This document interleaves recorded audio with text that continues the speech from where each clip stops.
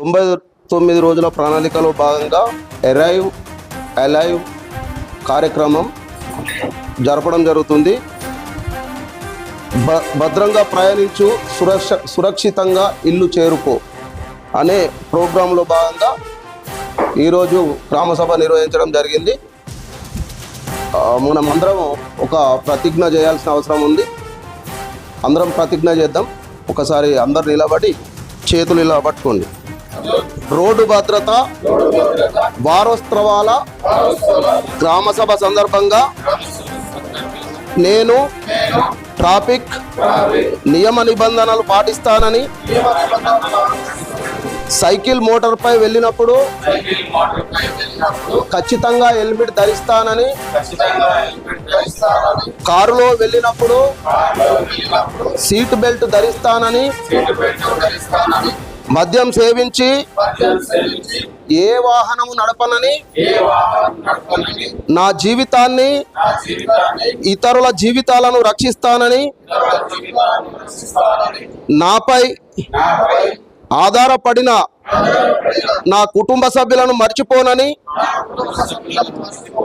వారిని రక్షించుకుంటానని మనస్ఫూర్తిగా ప్రతిజ్ఞ చేయుచున్నాను. జై హింద్.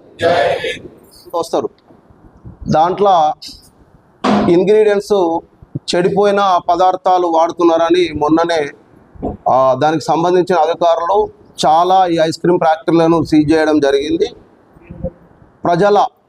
గ్రామ ప్రజల ఆరోగ్యాన్ని దృష్టిలో పెట్టుకొని మన విలేజ్లో ఐస్ క్రీమ్ బండ్లు కానీ, కుల్ఫీ బండ్లు కానీ ఆటోలో వచ్చి అమ్మినా, సైకిల్ మీద వచ్చినా వారికి 5,000 జరిమానా విధిస్తామని చెప్పేసి తీర్మానం చేయడం జరుగుతుంది. అయితే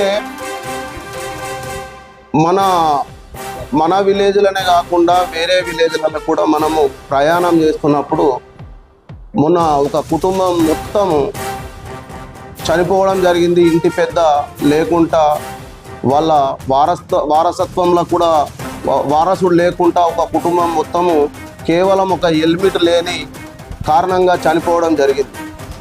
దాన్ని దృష్టిలో పెట్టుకొని ఏ కుటుంబం కూడా యాక్సిడెంట్లల్లో ప్రమాదాలు జరగకుండా మన విలేజ్లో హెల్మెట్ లేనిదే no helmet no entry, helmet లేనిదే గ్రామంలోకి ప్రవేశం లేదని చెప్పేసి ఈ అంబేద్కర్ జయంతిని పురస్కరించుకొని అందరి దృష్ట్యా ఈ నిర్ణయం కూడా తీసుకోవడం జరిగింది. No helmet no entry.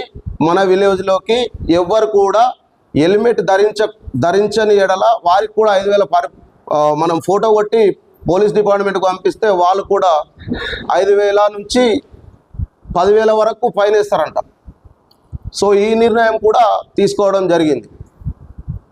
ఇకపోతే మూడవ తీర్మానం ఏందనంటే, మన అక్లూరు గ్రామంలో 21 సంవత్సరం కింద ఎవరైనా కానీ సిగరెట్లు కానీ, గుట్కాలు కానీ, మత్తు పదార్థాలు ఏవి ఉన్నా 21 సంవత్సరాల వరకు ప్రతి షాపు వారు ఎవరైతే ఇస్తారో వారికి 10,000 జరిమానా విధించబడుతుందని చెప్పేసి మనం అందరం తీర్మానం చేయడం జరుగుతుంది. మద్యం కూడా ఈ మన విలేజ్లో బెల్ట్ షాప్ ఉంది. 14 సంవత్సరాల నుంచి పడితే 50 సంవత్సరాల వరకు మన విలేజ్లో ఎవరు వచ్చినా బీరు కానీ, విస్కీ కానీ ఇవ్వడం జరుగుతుంది. అయితే ఈ బెల్ట్ షాపుల వారికి కూడా ఖచ్చితంగా 21 సంవత్సరం నిండితేనే వారికి మద్యం ఇవ్వాల్సిందిగా హెచ్చరిస్తున్నాము. ఇది విజ్ఞప్తి అనుకోండి, హెచ్చరికనే అనుకోండి. ఖచ్చితంగా మాత్రం ఈ బెల్ట్ షాపుల మీద కూడా మా బీడీసీ సోదరులతో కలిసి ఈ తీర్మానం చేయడం జరుగుతుంది. ఎవరికి కూడా 21 సంవత్సరం నిండని వారికి మద్యం ఇస్తే వారికి 10,000 జరిమానా విధించబడుతుంది. ఇకపోతే ఇంకొకటి, చాలా చిన్న పిల్లలు ప్రతి విలేజ్లో గంజాయి సేవిస్తున్నారు. ఈ గంజాయి అమ్మకాలు అలాగే జరుగుతున్నాయి, పిల్లలు చెడిపోవడం కూడా అదే జరుగుతున్నది.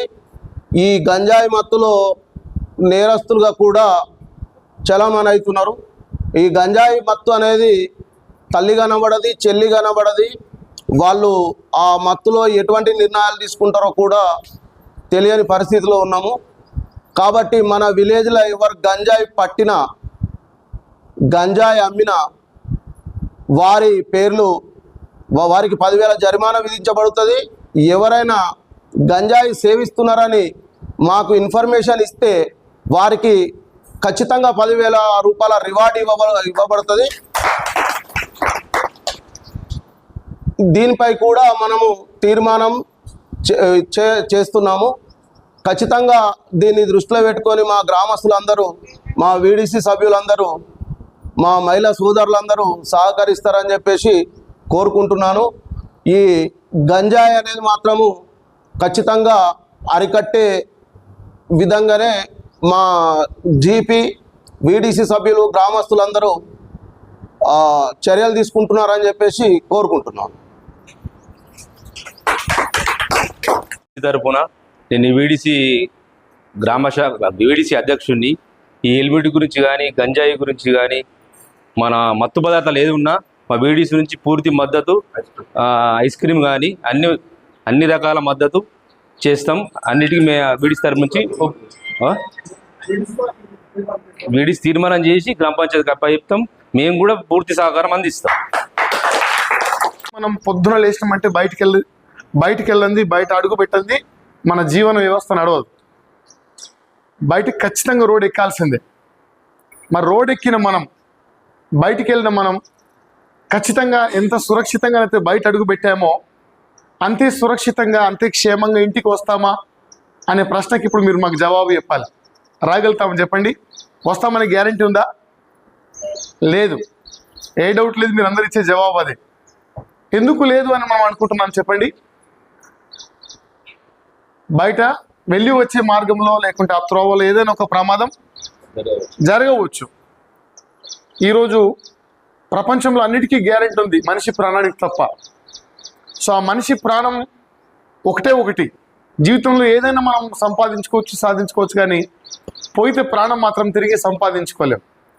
సో ఆ ప్రాణాన్ని పోగొట్టుకోవడంలో ఈరోజు ప్రపంచంలో లేకుంటే మన చుట్టూ ఉన్న సమాజంలో జరుగుతున్నటువంటి నేరాలలో లేకుంటే హత్యలలో చనిపోతున్న వారి సంఖ్య కంటే 10 రెట్లు ఎక్కువగా ప్రమాదాలలో చనిపోతున్న వారి సంఖ్య ఎక్కువ ఉందని ప్రభుత్వ గణాంకాలు తెలియజేస్తున్నాయి. మీరు చెప్పండి, ఇప్పుడు ప్రమాదాలు ఎక్కువ ఎందుకు జరుగుతున్నాయి, యాక్సిడెంట్ ఎందుకు ఎక్కువ జరుగుతున్నాయి? మీకు తెలిసిన ఒకటి రెండు పాయింట్ చెప్పండి. ఎక్కువ మంది యాక్సిడెంట్ ఎందుకు అవుతున్నాయి? ఎక్కువ మంది యాక్సిడెంట్లో ఎందుకు చనిపోతున్నారు? నంబర్ 1, మంచిగా మందు కొట్టి వెళ్తారు. ట్రాఫిక్ రూల్స్ పాటించడం లేదు. ఇంకా హెల్మెట్ పెట్టుకోవట్లేదు. Good answer. ఇంకా ఆ గంజాయి మత్తు అనేది మనుషుల జీవితాలని చిత్తు చేస్తూ ఉంది. సో అక్లూరు గ్రామంలో ఉన్న మీరు హెల్మెట్ లేకపోతే గ్రామంలో ఎంట్రీ లేదని ఒక తీర్మానం చేశారు చూడండి. దాన్ని నేను ఎంతో అభినందిస్తున్నాను. నిజంగా మీరు దీన్ని ఇంప్లిమెంట్ చేస్తే ఈరోజు ఒక చిన్న గ్రామ పంచాయతీ ఒక అధికారి కూడా ఈరోజు, ఈ ఒక మండల స్థాయి అధికారి కూడా ఈరోజు లేడు, కానీ రేపు జిల్లా స్థాయి, రాష్ట్ర స్థాయి అధికారులు మీ గ్రామాన్ని వెతుక్కుంటూ వచ్చే రోజు రావాలంటే ఇది మీరు ఇంప్లిమెంట్ చేయగలిగితే తప్పకుండా ఆ రోజును మీరు మీ కళ్ళతో చూస్తారు అనే సంగతిని నేను మీకు జ్ఞాపకం చేస్తున్నాను. బయటికి వెళ్తాం మనం, ఒకవేళ ఇంటికి మనం ఇట్లా ఇష్టానుసారంగా హెల్మెట్ లేకపోవడము, కొన్నిసార్లు లేట్గా వెళ్ళి హరిబరిగా ఓవర్ స్పీడ్ వెళ్ళడము, ఓవర్టేకింగ్ చేయడము, లేకుంటే జీవితం మీద ఒక చిన్న నిర్లక్ష్యాలే, సీట్ బెల్ట్ పెట్టుకోకపోవడము, ఇట్లాంటి చిన్న మిస్టేక్స్ మన జీవితంలో పెద్ద ఇంపాక్ట్ చేస్తాయి.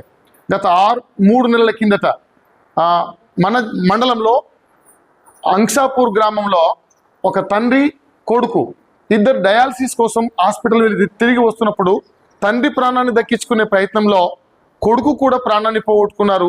ఇద్దరు కలిసి చనిపోయారు. మొన్న ఆర్మూర్లో జరిగిన కార్యక్రమంలో వాళ్ళ పేరెంట్స్ వచ్చి చెప్పారు,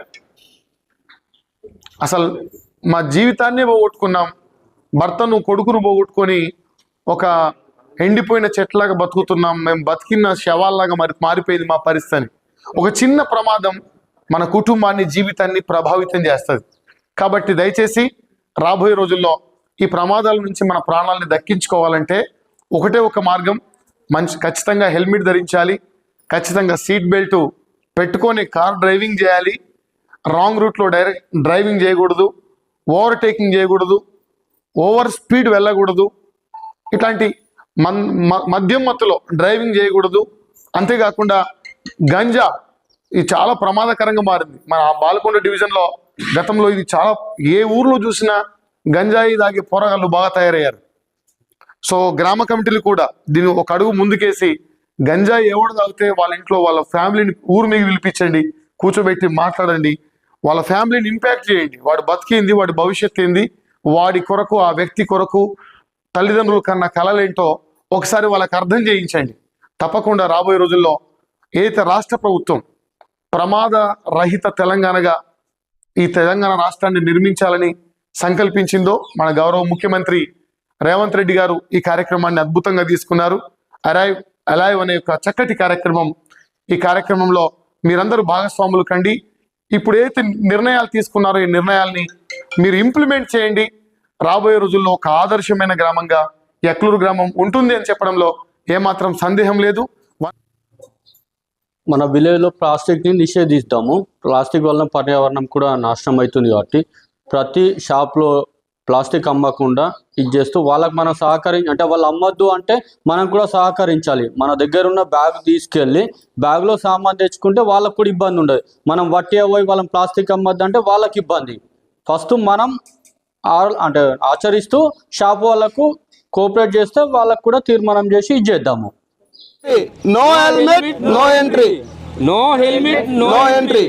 No helmet, no entry. No helmet, no entry. No helmet, no entry.